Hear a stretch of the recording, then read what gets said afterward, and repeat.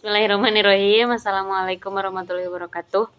Alhamdulillahirabbil alamin wa bihi nasta'in wa ala umuri dunya waddin wa ala alihi washabihi ajmain amma ba'du. Pertama, mari kita panjatkan puji serta syukur kehadirat Allah Subhanahu wa taala. Shalawat beserta salam kan selamanya tercurah limpahkan kepada baginda alam yakni habibana wa nabiyana kanjeng Nabi Muhammad sallallahu alaihi wasallam. Yang terhormat Ibu dosen pengampu mata kuliah teori belajar, Ibu Faida Nurlaila Istiadah MPD, dan teman-teman sekalian yang saya cintai dan yang saya banggakan dimanapun dan kapanpun kalian berada, semoga selamanya ada dalam lindungan dan kesehatan. Amin ya Allah ya Rabbal Alamin. Sebelumnya terima kasih atas waktu dan kesempatannya kami kelompok 7 untuk menyampaikan teori pembelajaran kognitivisme. Untuk pemaparan materi yang pertama, sebelumnya anggota kelompok 7 ada saya Melin Effendi dan ada Teh Rosi Nurmalasari dan Kang Andri Muzakir. Untuk pemaparan materi yang pertama yaitu pengertian pembelajaran kognitivisme akan disampaikan oleh saya sendiri. Baik, definisi kognitivisme berasal dari kata cognition yang mempunyai persamaan dengan knowing yang berarti pengetahuan. Dalam arti yang luas, cognitivism atau kognisi ialah perolahan penataan penggunaan pengetahuan. Menurut Muhibbin tahun 2005 pada halaman ke-65. Dan menurut Robert M. Gagne, belajar dipandang sebagai proses pengolahan informasi dalam otak manusia. Dalam pembelajaran terjadi proses penerimaan informasi untuk kemudian diolah sehingga menghasilkan keluaran dalam hasil belajar. Teori yang dikemukakan oleh Robert ini merupakan teori belajar yang dipandang sebagai proses pengolahan informasi dalam otak manusia. Untuk pengolahan otak sendiri dapat dijelaskan sebagai berikut. Yang pertama ada responder atau alat indera. Alat indera ini menerima rangsangan dari lingkungan dan membawanya mengubah menjadi rangsangan netral, memberikan simbol informasi yang diterimanya dan kemudian diteruskan. Diteruskan kemana? Diteruskan ke penampung-penampung kesan sensoris atau sensory register yang terdapat pada syaraf pusat. Fungsinya menampung kesan-kesan atau sensori yang mengadakan seleksi sebagai terbentuknya suatu kebulatan perseptual. Informasi yang masuk, sebagian masuk ke dalam memori jangka panjang dan sebagian lagi masuk ke memori jangka pendek, hilang dalam sistem. Yang selanjutnya ada short the memory atau memori jangka pendek. Memori jangka pendek ini menampung hasil pengolahan perseptual dan menyimpannya. Informasi tertentu disimpan untuk menentukan maknanya. Memori jangka pendek ini dikenal juga dengan informasi memori kerja. Kepastiannya sangat terbatas. Waktu penyimpanan juga pendek. Informasi dalam memori ini dapat ditransformasikan ke dalam bentuk-bentuk kode selanjutnya dan diteruskan ke dalam memori jangka panjang. Yang selanjutnya adalah memori jangka panjang. Memori jangka panjang ini menampung hasil pengolahan yang ada di dalam memori jangka pendek.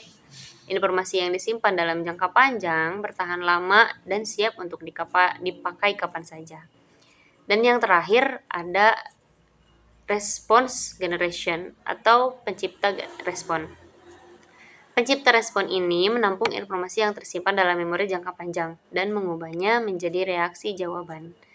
Sekian pemaparan dari saya. Untuk selanjutnya akan dipaparkan oleh Teh Rosi untuk penyampaian materi positif dan negatif teori kognitivisme ini dan kekurangan dan kelebihan serta pengaplikasiannya akan disampaikan oleh Kang Andri Muzakir.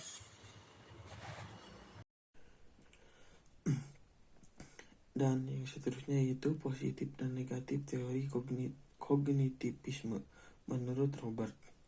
Yang pertama yaitu menjadikan siswa lebih kreatif dan mandiri, membantu siswa memahami bahan belajar secara lebih mudah.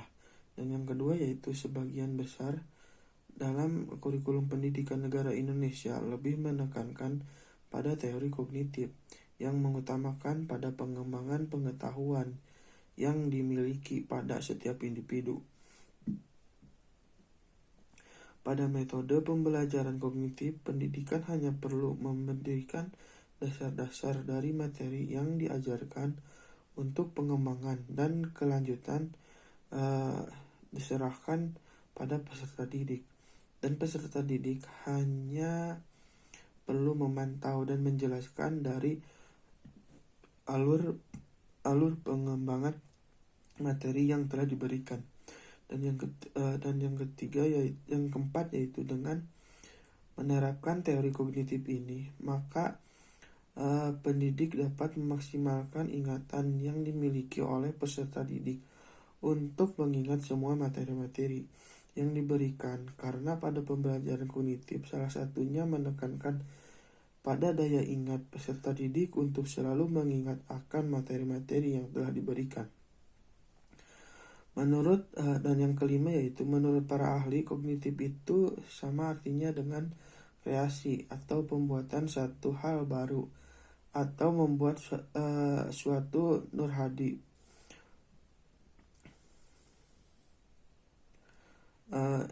yang baru dari hal yang sudah ada. Maka dari itu, dalam metode belajar kognitif, peserta didik harus lebih bisa mengkreasikan hal-hal baru yang belum ada atau menginovasi hal yang sudah ada menjadi lebih baik lagi. Metode kognitif ini mudah untuk diterapkan dan juga telah banyak diterapkan pada pendidikan di Indonesia dalam segala tingkatan. Dan yang negatifnya yaitu yang pertama, teori tidak menyeluruh untuk semua tingkat pendidikan. Sulit dipraktikkan, khususnya di tingkat lanjut. Beberapa prinsip seperti inteligensi sulit dipahami dan pemahamannya masih belum tuntas.